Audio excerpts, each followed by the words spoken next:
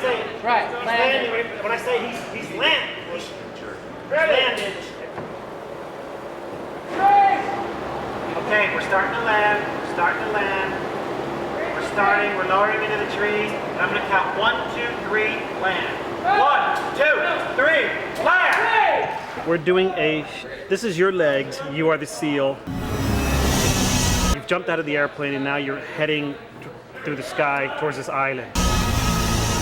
We're building a miniature of clouds that will part. And you'll be going through gauzy clouds. Oh, but then there's that's great. Oh, that's great. There's the landing.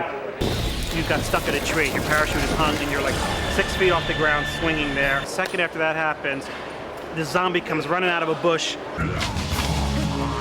comes racing across the field and starts chewing on your foot. Chop him! Winston shows up with a machete and he throws it. The zombie gets stabbed and he falls over and he cuts you down and he goes, "Welcome to hell, sucker!" And you're in the game. Sega!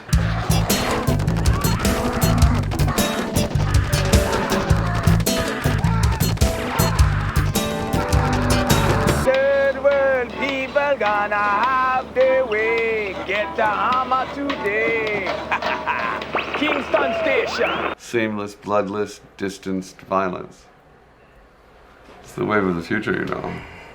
When you're watching a TV show, you're a witness to an act of violence. When you play one of these games, you are the murderer. You have your hand on the trigger. About 2 months ago, I saw the video game Night Trap for the first time. It is a sick, disgusting video game, in my judgment. It's not violent, it's not gory, it's not anything like that at all. And the object of the game is to save the girls that go in. In a typical video arcade, would you find Mortal Kombat, Yes. Night Trap? You wouldn't find Night Trap, no. To my knowledge, I've certainly never seen Night Trap Would you out in find the commercial Sega's version of Mortal Kombat in that arcade? Well, in the coin-op, Mortal Kombat is not put out by either Sega or Nintendo. It's put out by a Illinois company. This is the handheld implement with which you play the game by shooting it at the screen, and the more successful you are, the more powerful the gun becomes. At the end of the hearings, I walked up to Lieberman and I said to him, "Senator, have you ever actually played this game?" And he said, "I don't have to. This is filth." The one good thing that came from Night Trap is that it created a rating system. Rated M for mature. Do you think kids are going to like this game? Oh, I think it's going to be fabulous. I think it's going to be fabulous. My nephew's a whiz. What can I say? He's going to love that Auntie Bridge. He's going to be in the game playing with him. I'm sure it seems to have all the elements that kids enjoy playing. You get to blow things up, you get to blow people up, you get to basically do super destruction with the push of a button. Some resistance at first, but the senators, the top brass, they all wanted it. I knew they did. Their decaying, life-ridden bodies were hooked from the first thrill of the battle videos. I've done plenty of monsters and scary stuff. It's comedy too. Have you ever had a pantyhose over your head, like on Halloween or whatever? Or it's basically the same kind of. Not just on the weekends. That's right. Cool toy. I bet you know how to turn it on.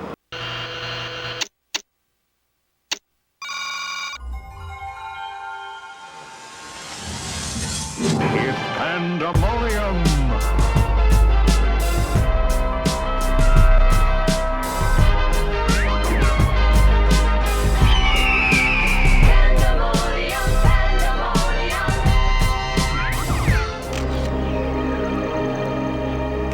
Cover me, brah. I'm going in.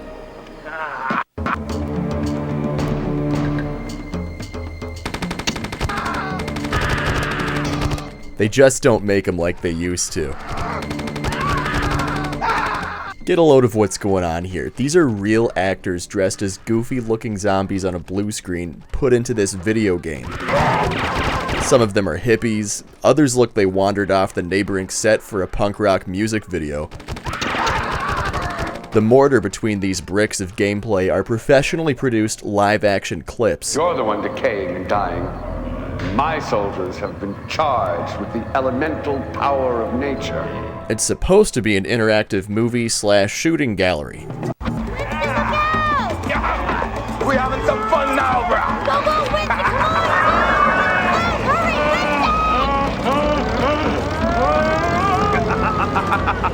I got bones. Pure, cheesy, laughter-inducing fun. But to fully understand Corpse Killer, we must first go to its roots.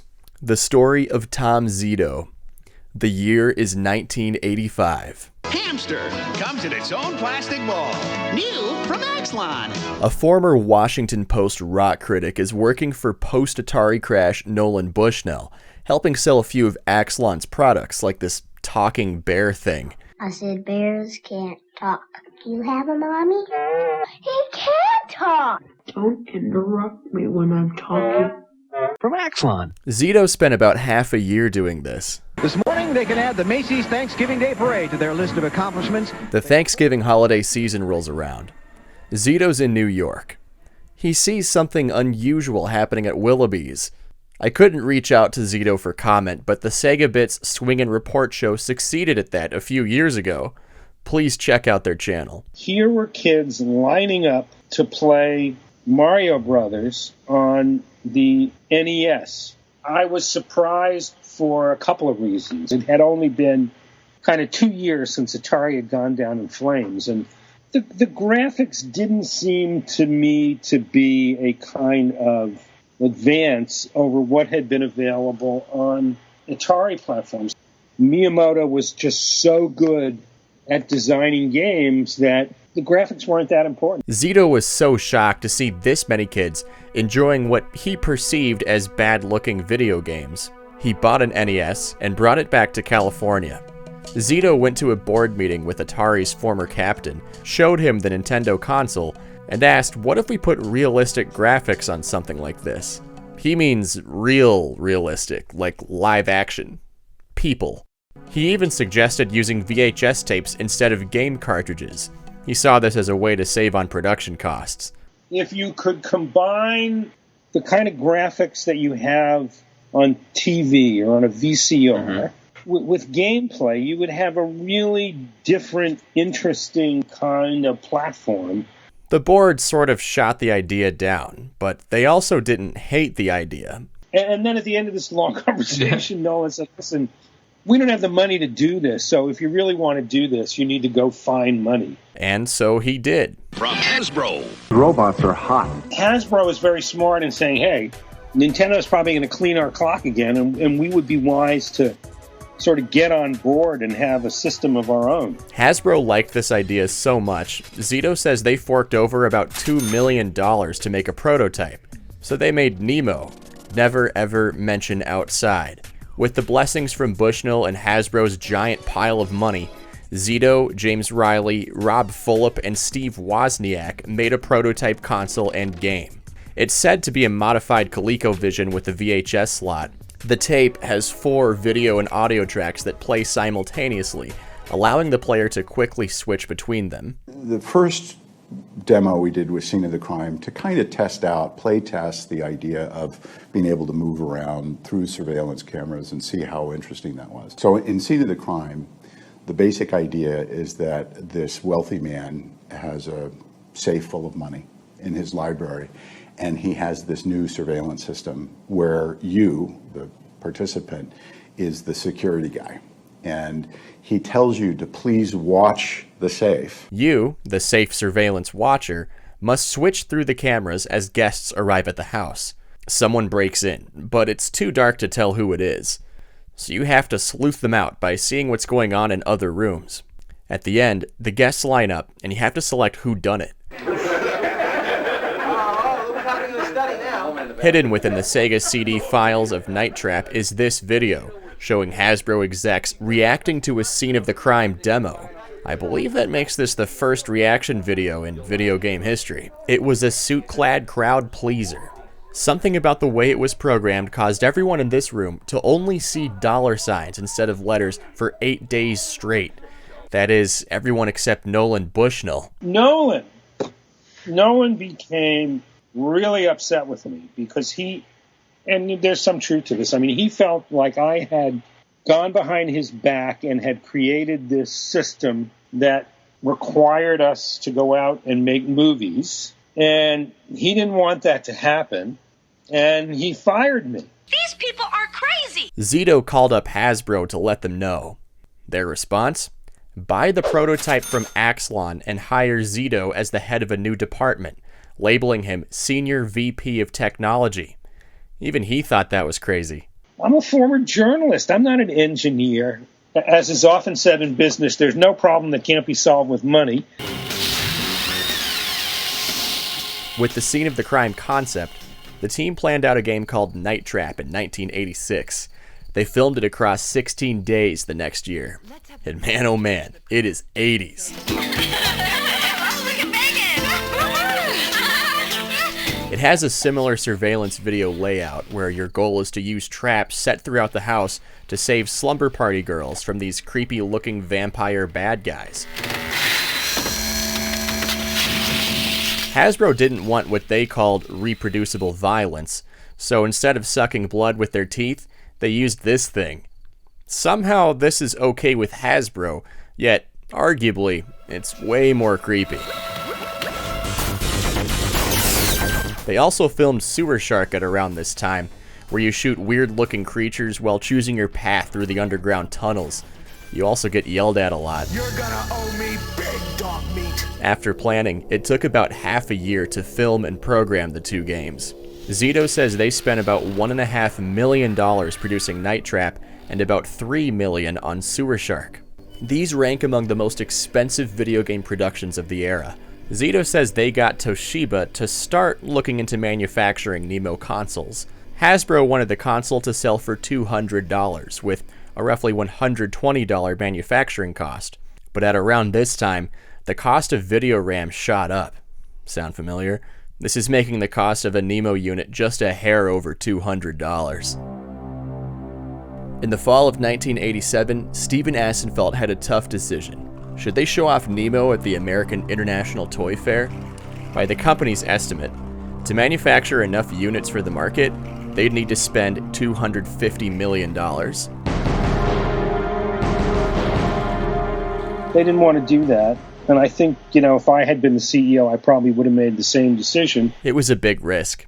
They decided to close the operation and put all the hardware in storage, ending the project. Even after spending millions of dollars, Night Trap, Sewer Shark, and Nemo are all on hold. Zito spent the next few years writing Capital News, a 1-hour drama show on ABC. It's 1990. Zito gets a call from a business partner. Sony wants to buy Sewer Shark. Having to sign non-disclosure agreements up the yin-yang, Sony explained to me that they were trying to develop a video game console in concert with Nintendo. The fabled Nintendo PlayStation, as many of us call it. In the early stages of this hardware, Sony and Nintendo wanted Sewer Shark to be among its first games. Zito says he and some of his cohorts spent about a year working on this machine with them, trying to make an FMV console. Zito says Sony planned to put out Sewer Shark, while Nintendo would put out Night Trap. Night Trap will never appear on a Nintendo system. Nintendo was going to put out Night Trap at the launch of this new platform. During his time with the two tech giants, Zito played witness to a love story. It was interesting as an observer to watch the battles between Nintendo and Sony. He says Sony had a hard time convincing Nintendo to make disc-based games instead of cartridges. They sparred over ways to prevent disc piracy. Eventually, the relationship tumbled, leaving Zito's projects on the curb yet again. But Sony didn't leave him totally high and dry. In the spring of 1991, they introduced Zito to Sega. At this time, the company is working on the CD add-on to its Genesis console. They wanted Zito's games. They thought that FMV titles would be a great way to launch Sega CD.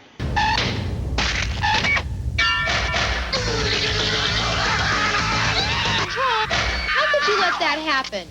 Night Trap and Sewer Shark were finally given a home, about 5 years after they were originally made. These interactive time capsules of the bygone 80s would become a 90s meme.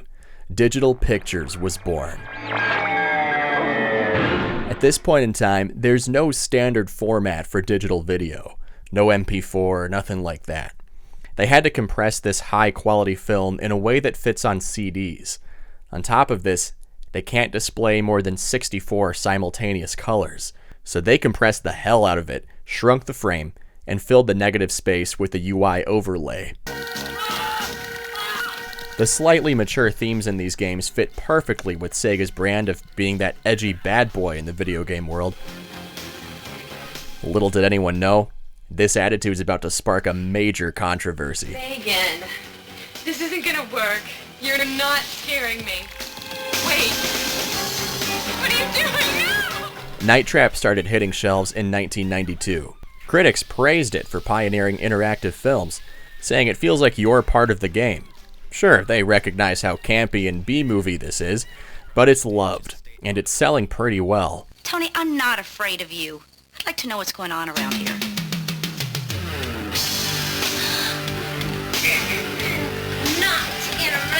But there is one set of critics who gave it a review so scathing, it changed the industry forever. The United States Senate. The two are co-sponsors of a bill that would require video game manufacturers to label their products to reveal their violence and sexual content. One morning in December of 1993, I was walking out of my apartment building in San Francisco, noticed that there was a big gaggle of journalists outside the door to my apartment, and I had no idea why all these people were out there. And it turned out that earlier that morning on the East Coast, Joe Lieberman had announced these Senate hearings on video game violence, and they had used this footage from Night Trap in the announcements. And so, unbeknownst to me, I was all of a sudden in the middle of a news cycle, which was actually a very painful experience. They focused on 3 games: Mortal Kombat, Lethal Enforcers, and Night Trap. Nearly every politician who spoke about these games were appalled by their content, saying they're disgusting, and they're worried about what'll happen if kids play them. It appears their goal was to force the video game industry into creating a rating system. It worked. We prefer self-regulation to government regulation, but make no mistake about it, we will move ahead if you do not. Like the Grinch who stole Christmas, these violent video games threaten to rob this particular holiday season of a spirit of goodwill. And when we see the new generation of video games, and especially Night Trap and several other examples, in my judgment, they've gone too far. Tom Zito said in a past interview he initially wanted to speak at the hearings, since he's the one getting publicly dragged in the mud. I flew to Washington to go to these hearings, and in the morning of the hearings, they announced to us, they told me, gee, we're really sorry, thanks so much for coming, we're really sorry, but we decided that there isn't any time to hear your testimony today. And then at some point in the hearings, Dorgan is reading from, he says, yeah, and it's a shame Mr. Zito couldn't be here to defend this horrible filth that this company is putting out. I said, Senator, I am here and I'd be happy to talk about it. We have testimony that will be submitted later, some of which has already been submitted by Mr. Tom Zito, who's not with us, President and CEO of... I'm sorry, Mr. Zito is here. I see. Okay, Mr. Zito has presented testimony. Bill White would represent Sega of America at the hearing, making a point about how their mature games are not targeted at children. The most damaging of these distortions, in my view, is the notion that Sega and the rest of the digital interactive industry are only in the business of selling games to children. This is not the case. The average Sega CD user is almost 22 years old, and only 5% are under the age of 13. Many at Digital Pictures were confused about why Night Trap was involved. The potential concerns about Mortal Kombat are at least obvious, since the game has you ripping spinal cords out of opponents. Lethal Enforcers had a gun controller, so I guess that sort of makes sense. But Night Trap? There are several dozen horror movies of the time that go way further than Night Trap in terms of violence. The whole sort of reason for having that thing that goes around the neck of the kids that get nailed was to make it something that was sort of so phantasaical and something so non-replicable that there wouldn't be any chance that anybody could mistake it for reality. That I actually did see TV reports that the object of the game was to kill and rape sexy co-eds. We hear these terrible things are happening. That was like one of the first phone calls I got, that these games are really violent and people, are really up in arms about them. And I was saying, have you seen Night Trap? It has a girl wearing a bra on the cover and a scene where one of the characters wears a nightie, but you'll see way more booby traps than anything else. It does have scenes where they get their necks locked into strange, blood-sucking devices, if you lose. Your objective is to save them. You, the player, are supposed to prevent the women from getting captured by activating slapstick Home Alone-style traps. Anyone who thinks Night Trap is about violence against women have clearly never played the game and are grossly misunderstanding what the player actually does. It's an effort to trap and kill women. Shame on people that produce that trash. It's child abuse, in my judgment. The drama sparked by Night Trap is a perfect example of the disconnect between older generations and the entertainment media they coexist with. What if there's a game out there that you would want to play, but because of this rating system, you wouldn't be allowed to? Then what would you do? I guess not play it. What ultimately happened is the Entertainment Software Rating Board became a thing. Rated M for mature. The industry is opting to self-regulate at the threat of the U.S. government rating games for them. I would see Tom and I would say, there is the evil man that made Night Trap. And he'd say, there is the evil man that made Night Trap. Senators were especially appalled by a game where a scantily clad woman is tortured. This bad publicity would turn out to be a financial blessing for both Zito and Sega. The week after these hearings, Night Trap sold out. But the controversy didn't go away. Sega eventually had to pull the game from US shelves in early '94, later releasing a censored version with a less scandalous cover. Still, it was a commercial success, selling 400,000 units by 1998, according to Next Generation.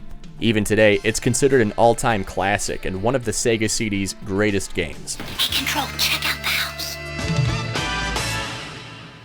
Digital Pictures is surfing in an ocean of money, so naturally, they want to make more interactive movie games. And one of them is Corpse Killer. It's interactive.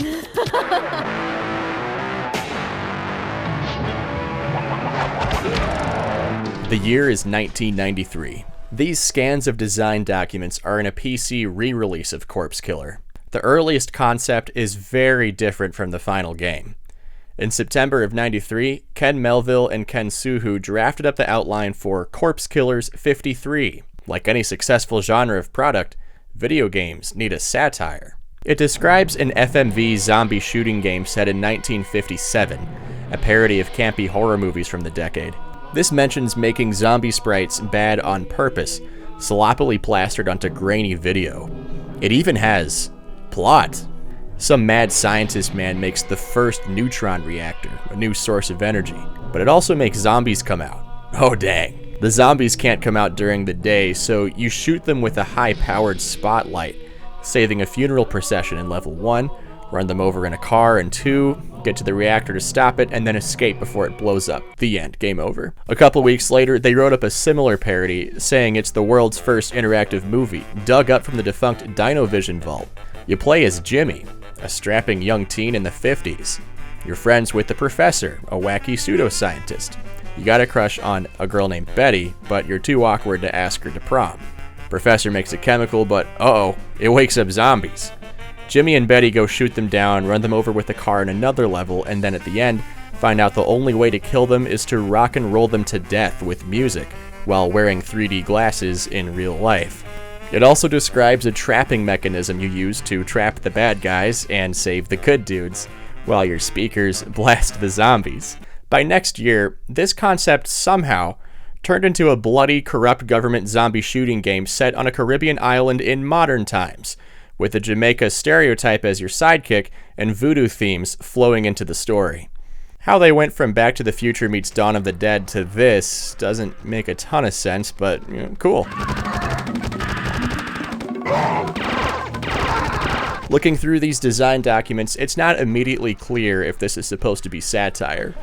Programmer Ken Suhu sort of answers this question. A traditional video game involves some killing of video things that don't really exist, and these are really going to be an exaggeration of that. This is sort of over the top, they're camp, and they look real but not really real. So you get to the point of just a lot of fun. The PC re-release has 95 minutes of behind-the-scenes footage and interviews. Well, whose scene are you behind? I have no idea who shot all this, but can say this is what one of them looks like. They interview most of the people who worked on set, filming and acting in this video game.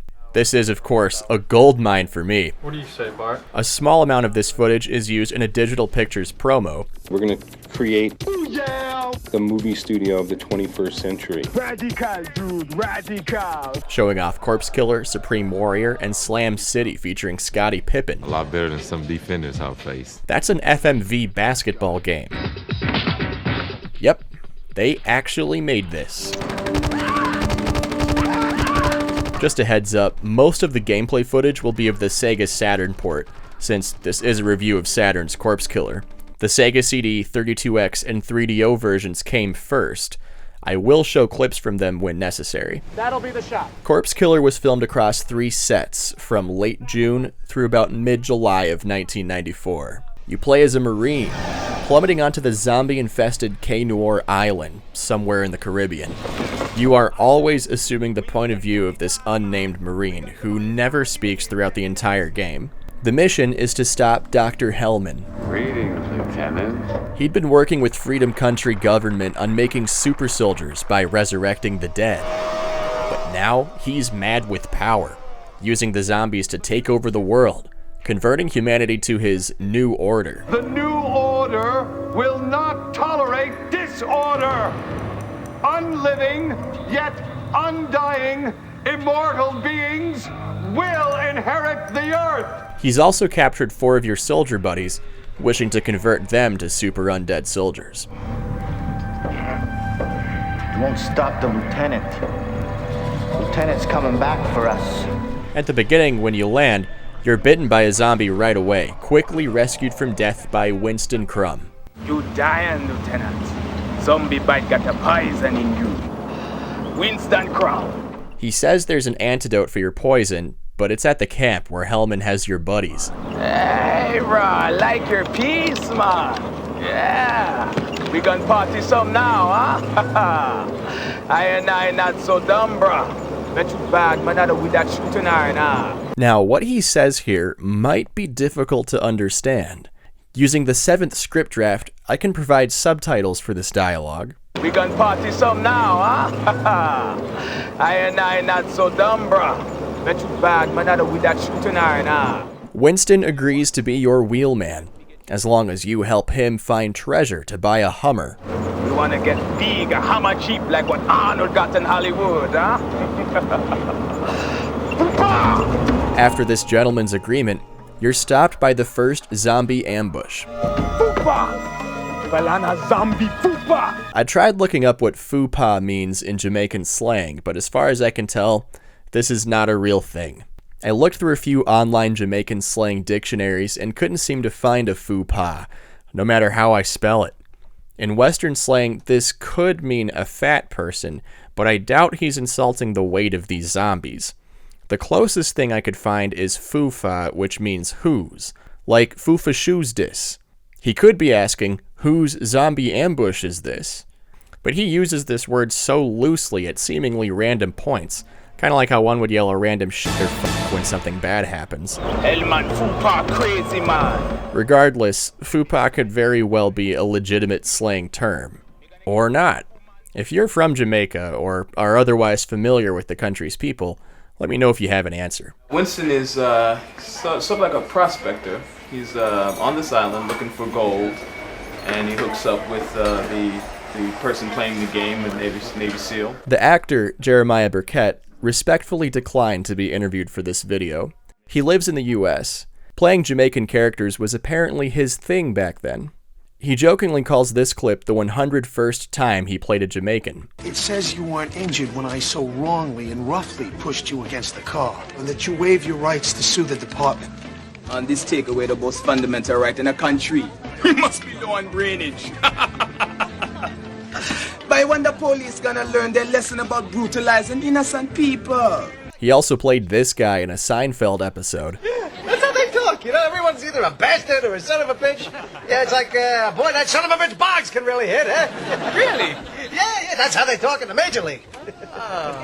Oh, look at the cute little bastard. You are mommy's little bastard, aren't you? But this trend of his broke when he landed a spot on, get this, LA Confidential. Were you hopped up, Ray? I and Lewis fuck with that shit, man, not me. This man went from digital pictures to immortalization in the National Film Registry.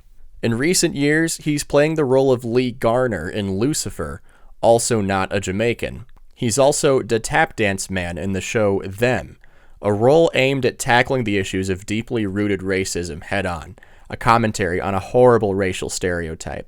Given my own personal background, it is not my place to comment on the morality of Winston as a character. For inquiring minds, this role was written by an American white man. I do understand why Mr. Brigett may want to distance himself from Corpse Killer, but it's clear he's not trying to forget about these characters either.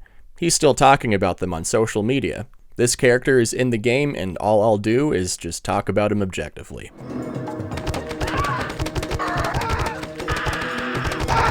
This battle scene after the zombie ambush is the first dose of gameplay thrust onto the player.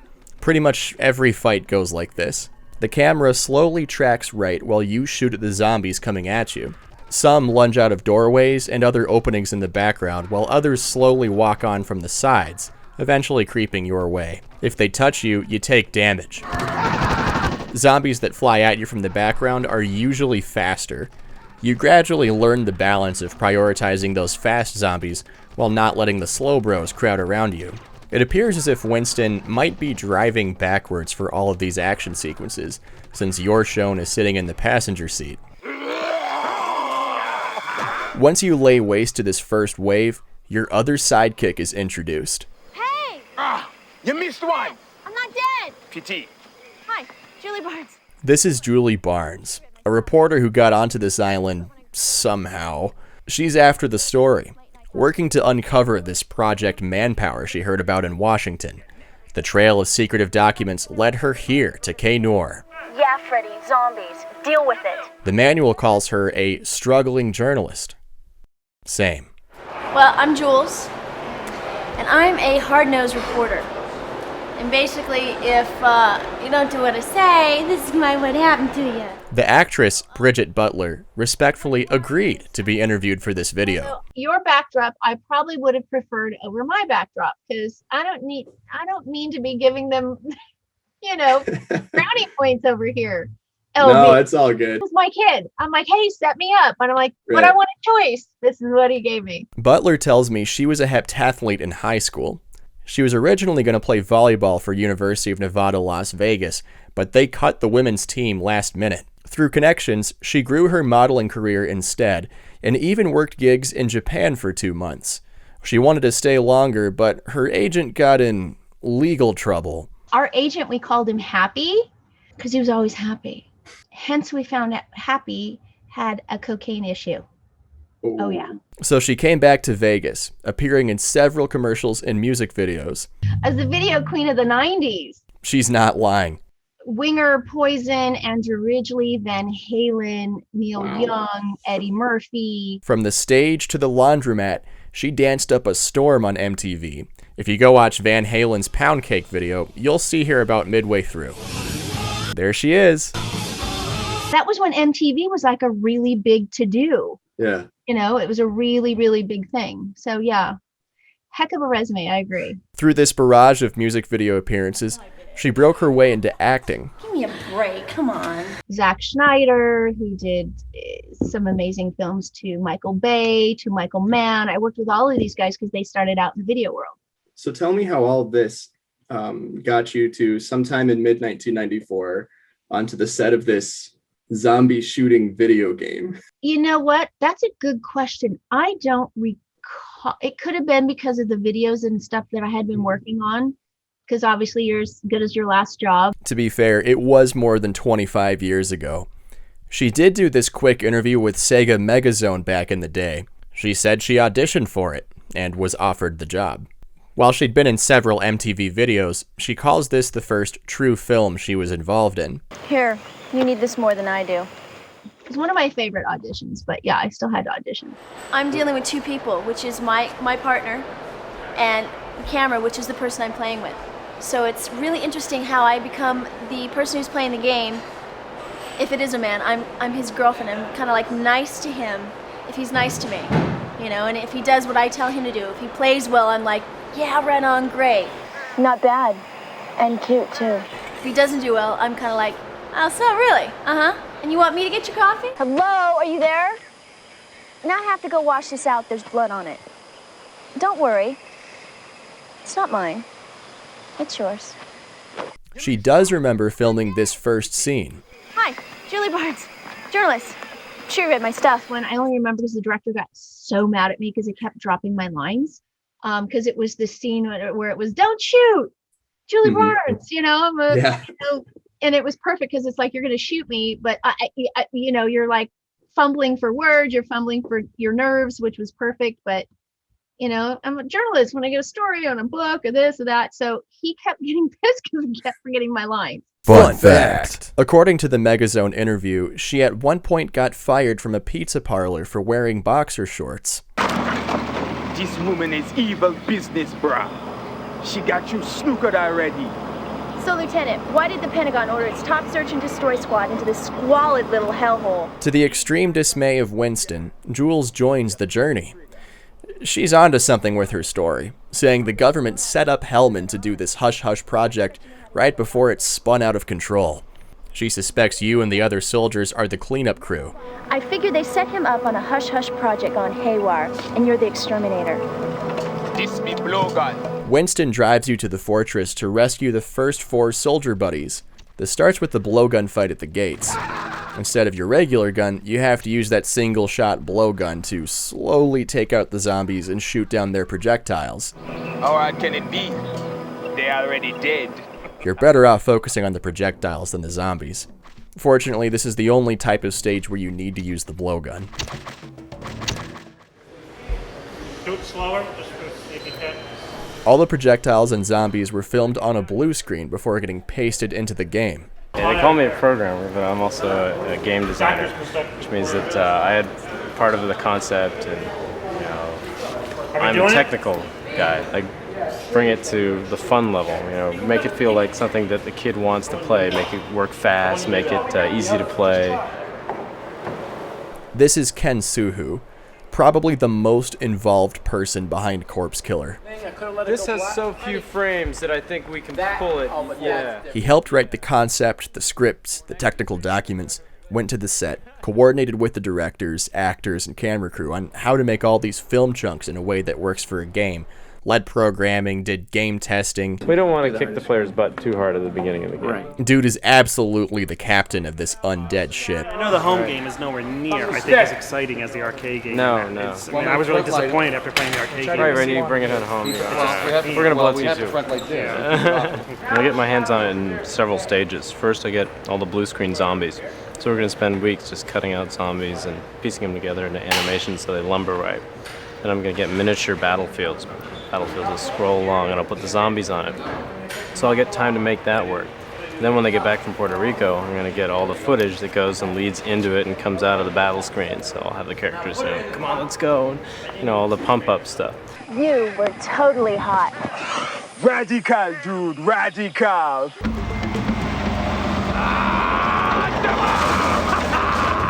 Where to, brah? After the blowgun fight, you're given the choice to go to either the swamp or village, both with just one shooting sequence. Again, all of these battles operate under the same formula. You auto-scroll from left to right, shooting a bunch of undead men. So we've got this that we're doing here. And then we also have a miniature set. We have a whole miniature team that are building miniatures of jungles and big fortresses and things like that. where the actual zombies will be superimposed over that for the actual battle screens. And it would be so costly to do if they were full size, so we've decided to build these in miniature and shoot them and then integrate them in with the live action. The whole tree trunk is painted green. You can see the miniatures in action here. Oreo cookie, cut in half, painted brown, glued on the outside. Little cannon stand with a cannon on it. Cute, isn't it? We're shooting in a parking lot here, and we tilted the whole set about 15 degrees so that our fake horizon would be just above that rooftop of the building back there. Unfortunately, we didn't take into account that ladder there. So we were setting up the shot yesterday, and we realized that ladder. So I went over to the owner of the building and asked him if we could do something with that ladder. Well, he was pretty freaked out, thinking I was going to take his ladder, and I said, no, we're going to put an island on it. You're going to put an island on my ladder? What does that mean? And then there are various jungle and swamp shots. Using the SCAT converter, we can look at every video used in the Saturn version. This teardown of the game's files shows us how it all comes together. Audio streams for the music play over the miniature scrolls, while these green screen zombie animations run on a loop, scaling towards the player. With these video files contained to one folder on the disk, the rest of the programming takes care of when and where they're played, and if they're splicing out green screens or only playing parts of animations. There was some resistance at first. There are a few life-size sets. You can have it in a box or standing tall. Your choice. Dr. Hellman sends video messages to your device, showing your partners captured by his zombie henchmen.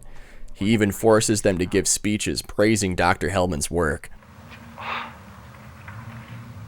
Lost at sea.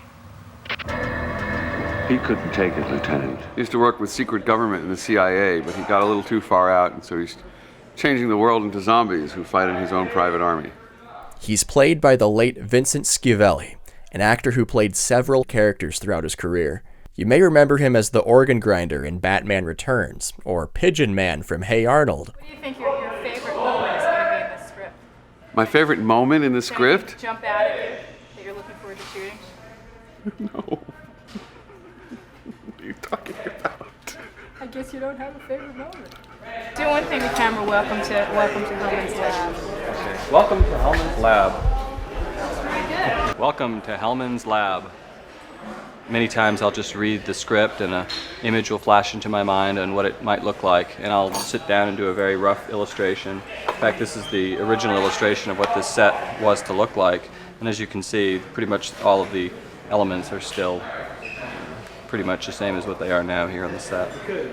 Whenever we do a film, we really explore the character's persona and decide what it is that's going to be on his desk or in the lab or something, some other personal interests he may have, and we've got golf clubs in there and drums and various things that he may like other than just converting people into zombies. Gummy bears. They have a little candy dish in there. Just things like that. Yeah. Turn him into a zombie. Kids, don't try this at home. Oh, what could be so bad? You sit in a high chair and you got 4 hands like primping all over your face. I mean, It's kind of heaven. What could be so bad?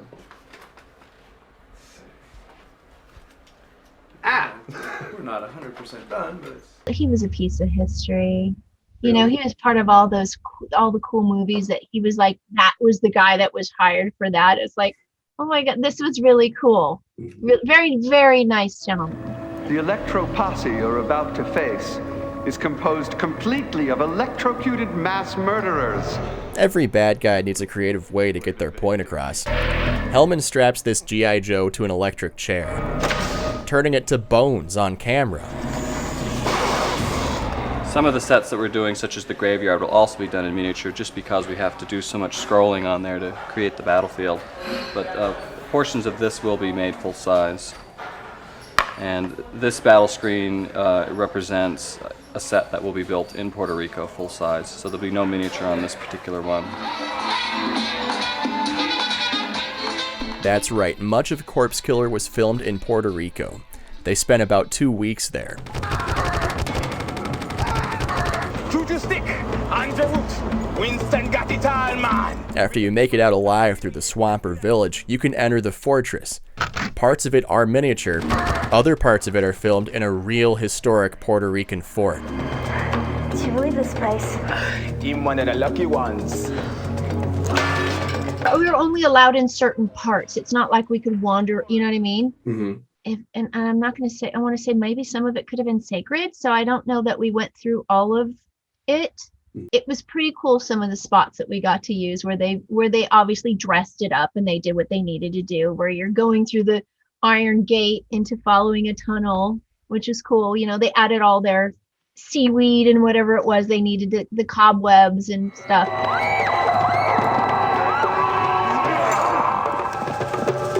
We have forts, we have beaches, we have jungles. Normally you don't have all of these elements in one place like San Francisco or Los Angeles or North Carolina even for that matter. It's all here. It's within a radius of a few miles. We don't have to make major moves to other locations, and it satisfies all of the production needs. The fortress puts you through several fights, leading up to Hellman zombifying one of your friends. You have to fight them with your special bullets to make them human again.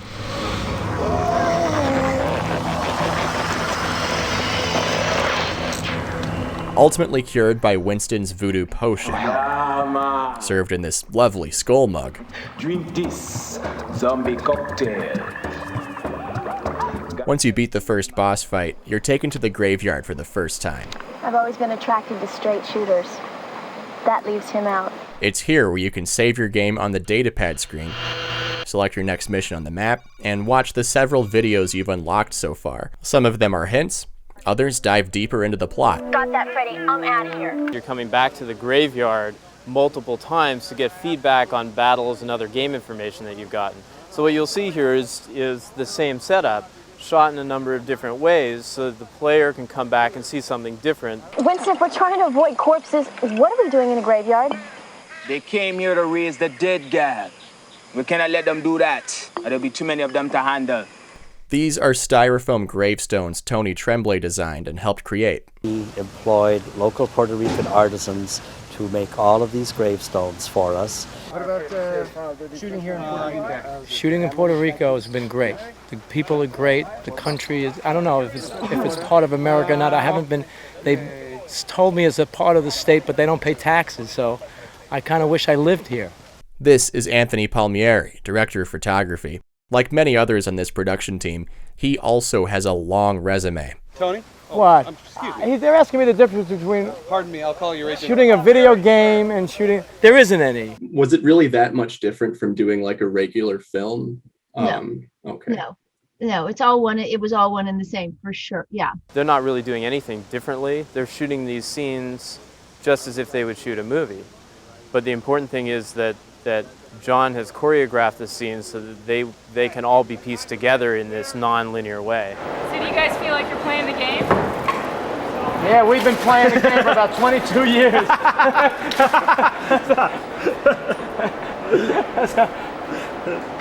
Yeah, sometimes we have been. It's the way it's put together that's going to be different, but for the actual production, it's not a foreign thing. You know Chucky? Well, John Lafia over here helped create this character, known to many 90s nightmares across the world. He says filming this video game is the same process as any movie. It's the planning that makes it different. The script is actually very different. It seems somewhat incoherent because it's covering all the possibilities of where the story can go, and it's not linear. I'm making them feel very there in the game, right there, as well as playing it and being on the outside. You don't usually have a multiplicity of choice in a script. There's generally sort of a beginning, a middle, and an end. It's like, if you don't get to this level, then this can happen to you. But I'm sure that in terms of shooting it, it'll be exactly the same as shooting anything else. When going from one level to another, a transition scene is played at random. We have all these variations, the variation 1, 2, 3, 4, so whoever's playing the game never knows what's going to come up on the screen next, and either do we. You can see she's writing down the variations as they're filming them. This means some of the quick transition scenes conform to the set. Scene variants are not all strictly pre-planned.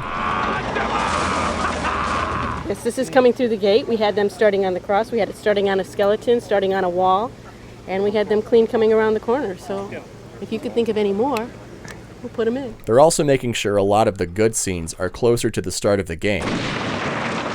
A lot of people never get past like the first third of these kind of games. That's something you have to keep in mind when you design it. I don't want to deprive people who are never going to make it through the whole game of seeing a lot of good action and things like that. This design document strategy goes back to the Night Trap days for digital pictures. It's also a way to save money, according to Tom Zito. Best way not to waste money is to have this extremely detailed design document. On the map, you can play side missions to get you more bullets, items, and health, stocking up before going back to the fortress to rescue another soldier. Alright, let's get him, bro. He's a bad dude. Well, we were calling, of course, Hell Man. Yeah, that's more what I thought when I read it. Correct this. Hell Man. He sends you to hell.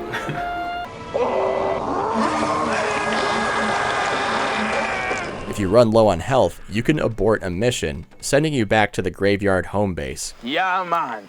Back from Babylon. Your partner there, some bad man I don't know. Some of these are loyalty missions for Winston and Julie. Winston's take you to an abandoned pirate ship, shooting zombies to help him find treasure. Winston is saving up the doubloons for his dream Hummer. This went down about 1700, but they didn't have Hummers then, so who cares, huh? Cover me. There's something going on over there. I gotta get a shot of. Julie takes you to places with more evidence that Big Zombie doesn't want you to know about. Hellman's got a sub. He must have slave crew half zombie eyes and stashed somewhere. I'm pretty sure you can do both, but they will fight over your shooty shoot skills pretty often. I find treasure coordinates, bruh. You got to follow me now. Very important location. He's nuts. You are absolutely mental, you know. You know, he was a character. There was a little arrogance about him, so I don't know if it was part of his method acting, which could very well be. But he was he was nice, of course, but then again, yeah, the cockiness that would come with it was part of his MO.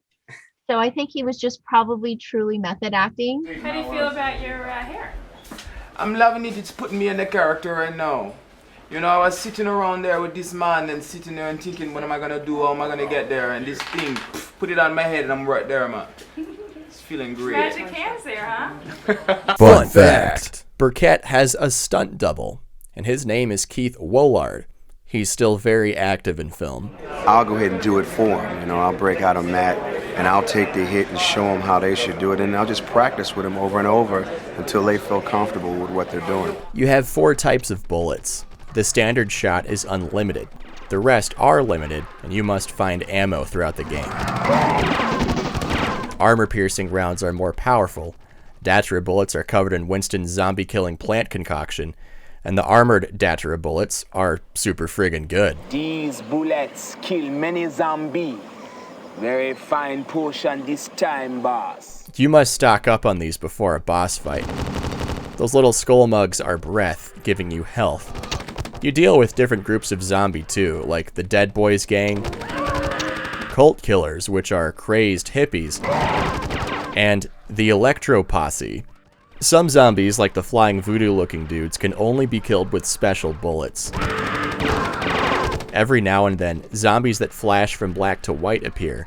If you shoot them while they're black, you take damage, but shooting them when they turn white will kill everything on screen. Corpse Killer doesn't really tell you about these rock, paper, scissors mechanics. You just sort of have to figure it out. New to the Saturn port are these in-your-face jump scare zombies, slayable only with limited shots. There are items that hurt you, which is kind of dumb and annoying, but not game-breaking by any means. They're relatively easy to avoid. Winston will occasionally find items like juju sticks, which give you temporary immunity from black magic men. Power get used up. Gotta get a new one. Getting in the making, huh? That's right. All these zombie prosthetics are crafted by the legendary Bart Mixon. He often goes uncredited. Yeah, you want to do that on one side and not even put any on the other. He did the original It adaptation, Captain America Civil War, RoboCop, Hellboy, the second Texas Chainsaw Massacre, Fantastic Four, that cursed Cat in the Hat movie. Dude's been all over. Fun fact. He has his own museum in South Houston. I like it all. Probably designing and building the stuff's the funnest. Although being on set's got its moments too. Mixon has about 11 years of experience up to this point. We've done the whole show in about 2 or 3 weeks. So, I mean, this was sculpting in a couple of days. They were just banged out pretty quick. They're like 2 weeks in the making, huh? So we did everything in basically about 2 weeks. The Hellman makeup is the only guy that was custom built for that actor.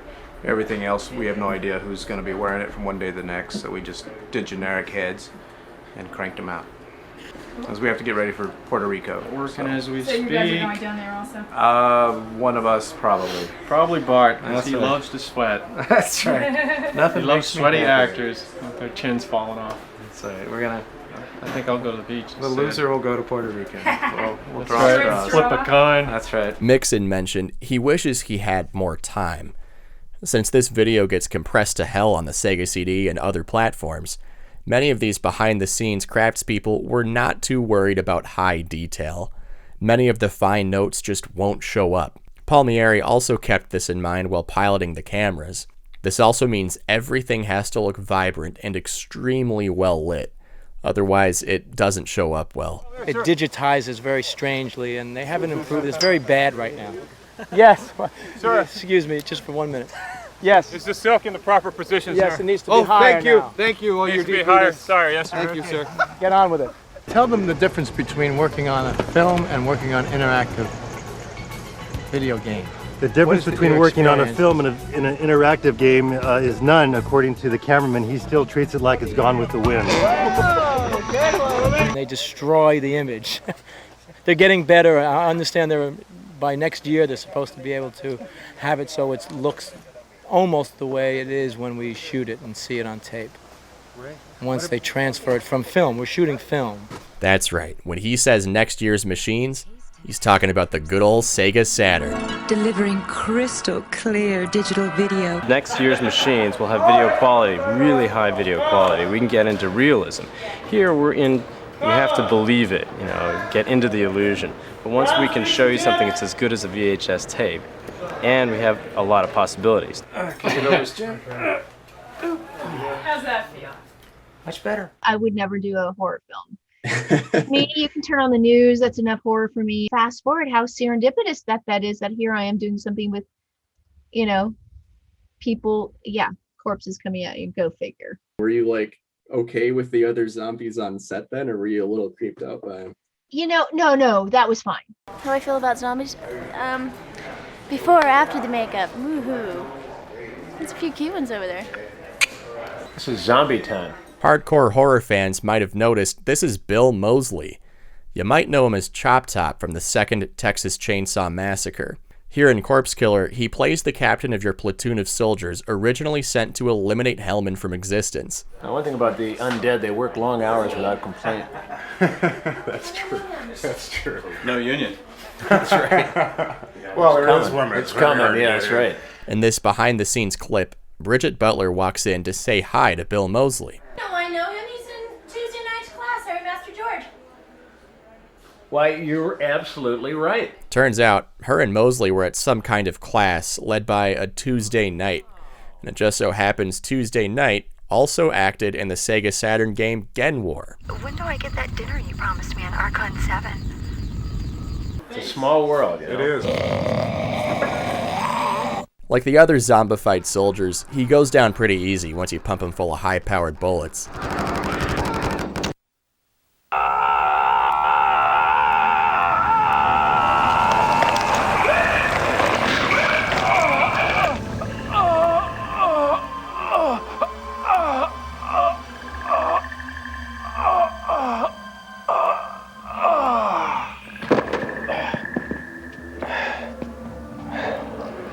Outstanding, Lieutenant.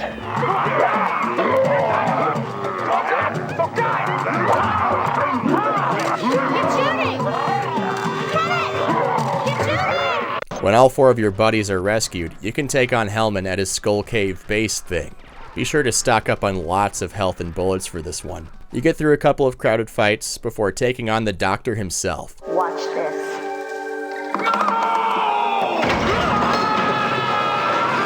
He's gone absolutely nuts and tries turning himself into an undead super soldier. Because we are the new order!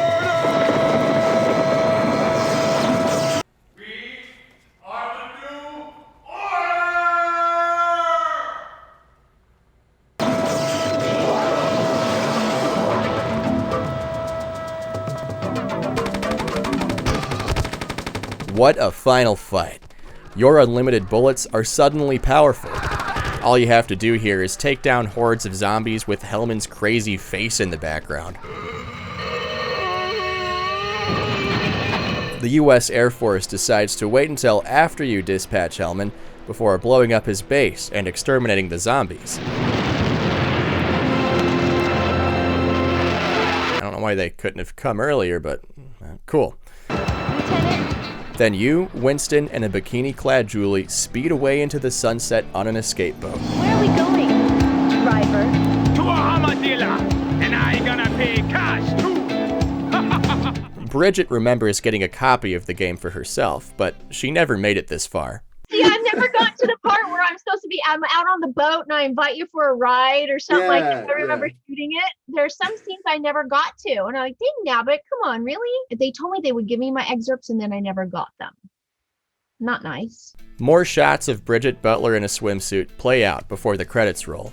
Getting through the 4 soldier fights and Hellman's final level takes about 2 to 3 hours. It's believed you can beat all the side missions for 100% completion, but this would probably take a very long time and feel way too repetitive. My pal Genovi says he tried 100% in Corpse Killer, but it just got to be too much of a slog. Looking at this nowadays, Corpse Killer's little more than a cheesy bad video game most people wouldn't recommend. Full motion video died quickly and died hard. But you have to remember, when this was in production, there was no established way to move forward with video game tech. This question of what's next is a total free-for-all. In 1994, Digital Pictures was at the helm of a blossoming interactive movie world. There's no cartoon characters, there's no animated characters. You are actually looking at real people and real locations and real zombies.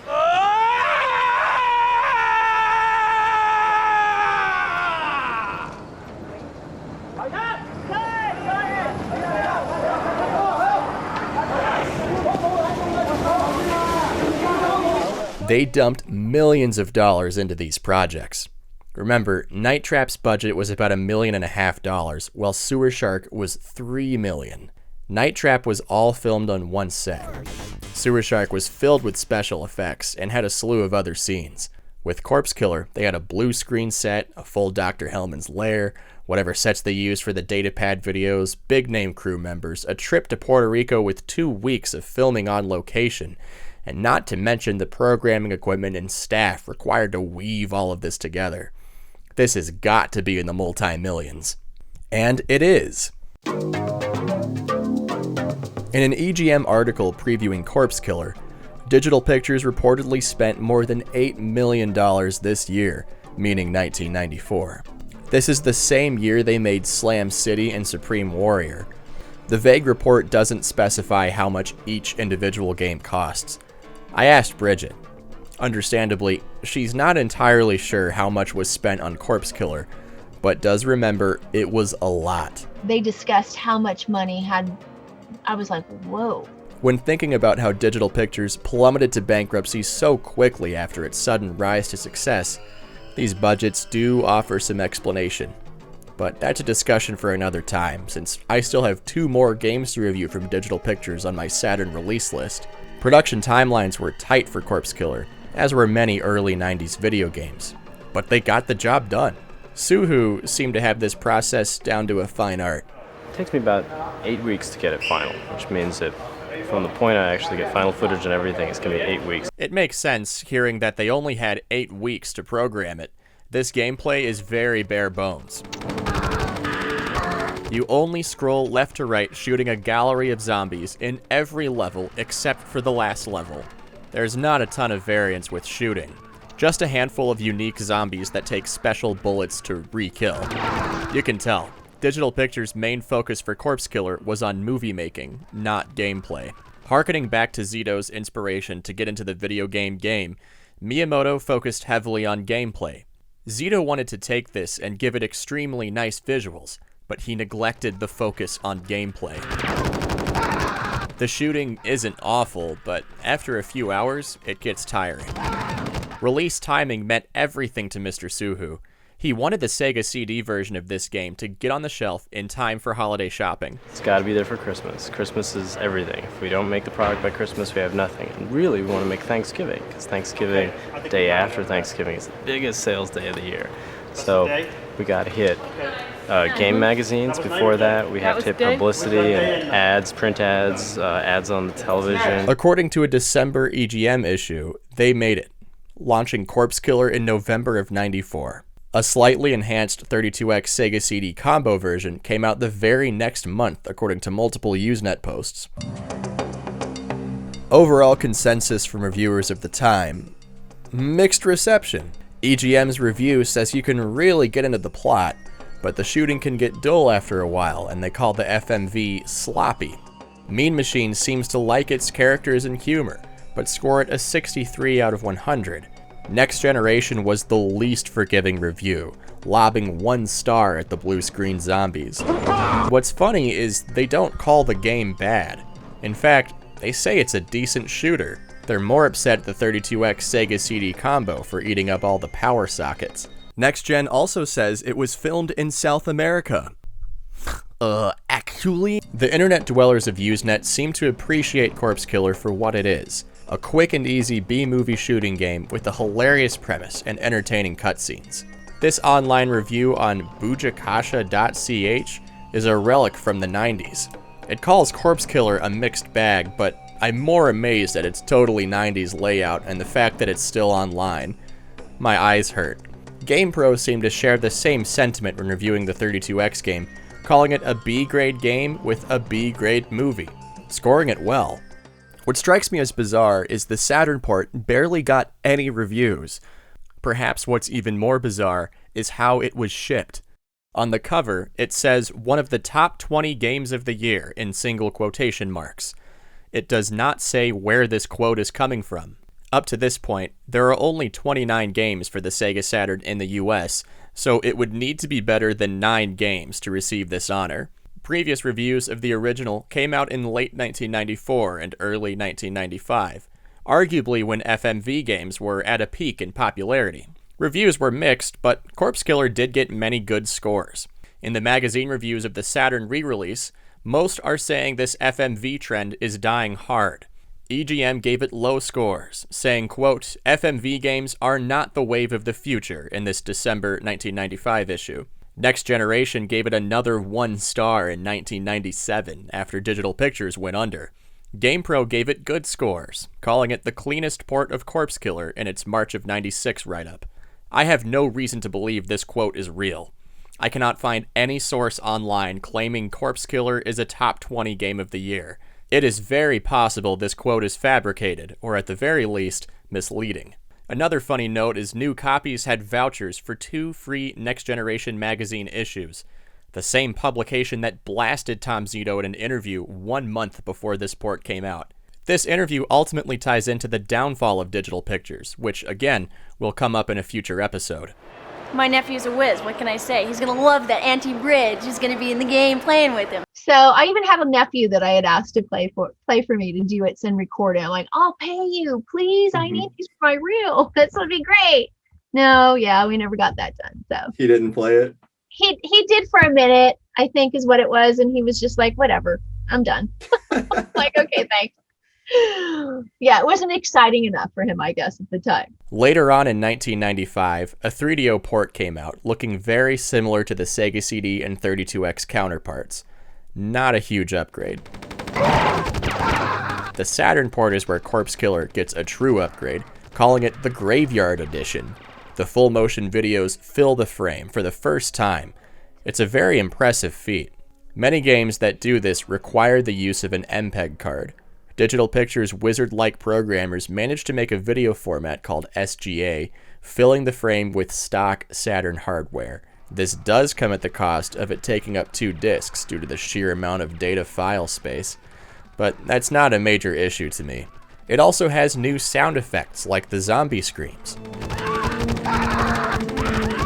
One other fun feature about the Saturn port, it only came out in North America, no other region. So what do I think of Corpse Killer? I mean, this is supposed to be a review after all. Watch your back, man! They're raising the dead!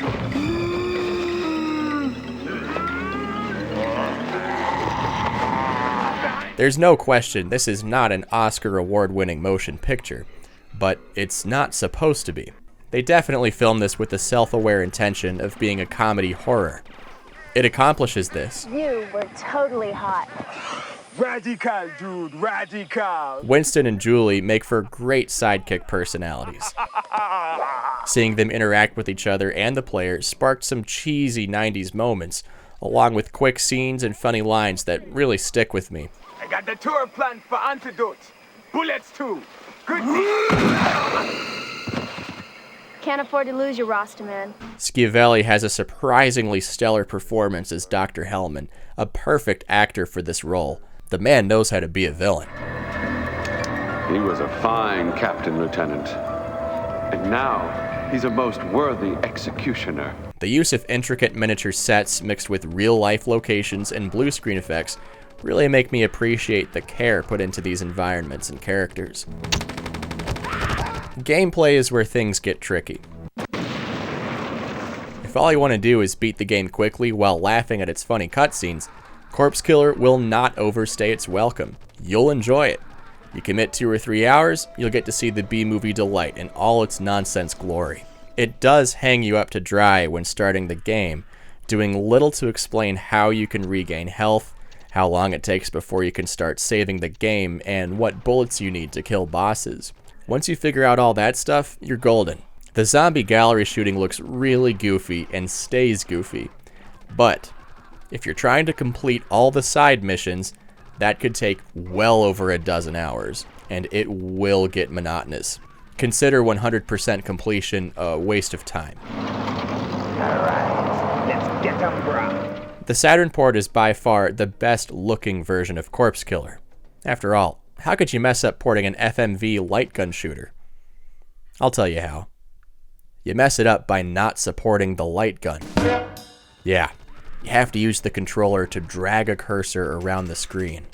For some reason, the Saturn port of Corpse Killer does not work with the light gun or even the mouse. I did try getting in touch with the people specifically in charge of the Saturn conversion, but no dice. I don't think not having a light gun kills the experience, but it certainly would have made it better. If I were to guess as to why this is the way it is, Sega had serious issues getting prototypes of Saturn peripherals to early Western developers. Perhaps Digital Pictures didn't get a Saturn light gun to test this with. I think that's a possible explanation. Or maybe Gunslinger McGee over here kept hoarding all the light guns. Every other version of Corpse Killer had light gun support, so I feel like they would have wanted to make it compatible if possible. Perhaps their new SGA video format couldn't handle the light guns, or maybe they had a harsh deadline and didn't have time to make the light gun compatible. We may never know. Unlike Night Trap, Corpse Killer did not deal with negative attention from national politicians. The ESRB rating system gave it an M rating, seemingly protecting it from scrutiny. It's almost as if Corpse Killer is telling the senators, you thought Night Trap was violent? We'll show you violent. But the senators, the top brass, they all wanted it. I knew they did. Their decaying, life-ridden bodies were hooked from the first thrill of the battle videos. Why is a kid gonna want to buy it or have his parents buy it when it's out there on the It's gonna be shelf? so fun to kill zombies. Zombies are dead. They're politically correct. You know? Having survived Zombie Island, Brigett Butler is now taking on the job of a full-time mom for her boy. Like mother, like son, he's an athlete, taking on multiple sports and extracurricular activities. I asked if he played Corpse Killer. And play it. He didn't appreciate. Where is my son right now? Let's call him. I got to play it about 2 times, and the experience was fun, but it's just I never got to play it on the actual consoles. Overall, I really enjoyed it though, so it was super cool to see my mom at a game. What are the games that you're into now? I've been playing a bit of like Overwatch lately. Overwatch, that's it. Stuff like that. I think he got a little bored, but it personally, Sure. oh, you know, like, hi, when you're born in this era where everything's so, you know, HD, sorry. Fortunately for him, it is in HD. These FMV games from Digital Pictures have a bit of a cult following. Night Trap got a modern remaster on its 25th anniversary. They restored the original film to a glistening HD experience across multiple platforms.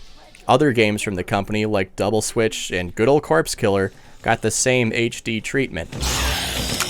Bridget says it brings her joy to hear a small amount of people are still playing this all these years later. Oh my gosh, I think I'm thrilled. I mean, I think that's the biggest compliment anybody could really have is, you know, people really appreciating this genre and being a part of history of this genre. You know, this whole interactive CD-ROM stuff. I mean, to be in the beginning years of that, I think that's an honor in itself.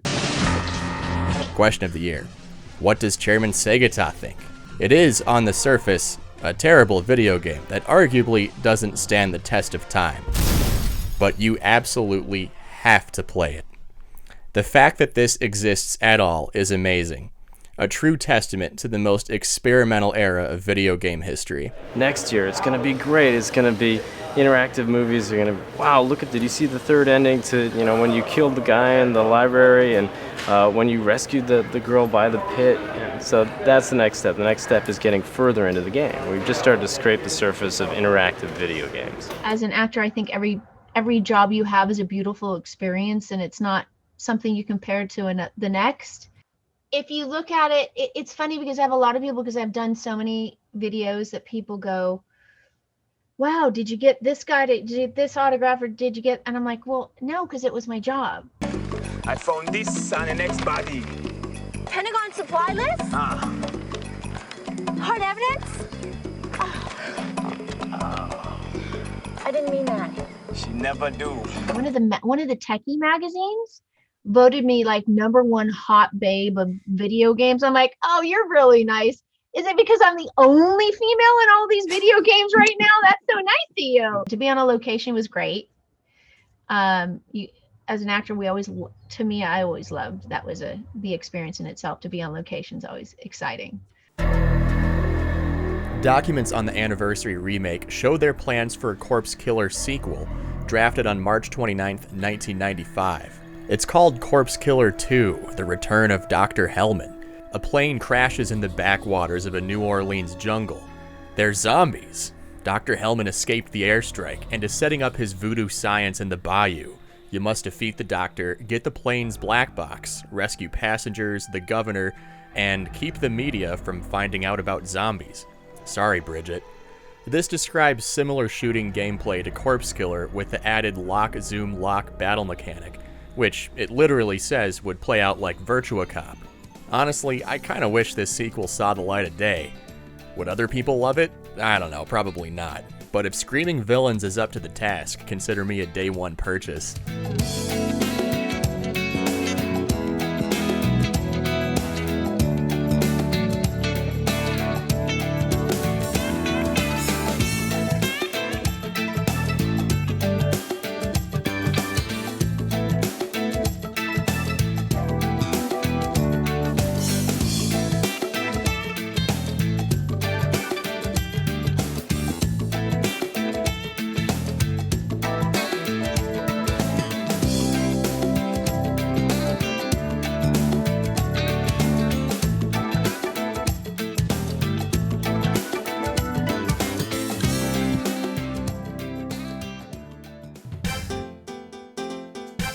Okay, leave it to me. Great, now I've got a makeable birdie.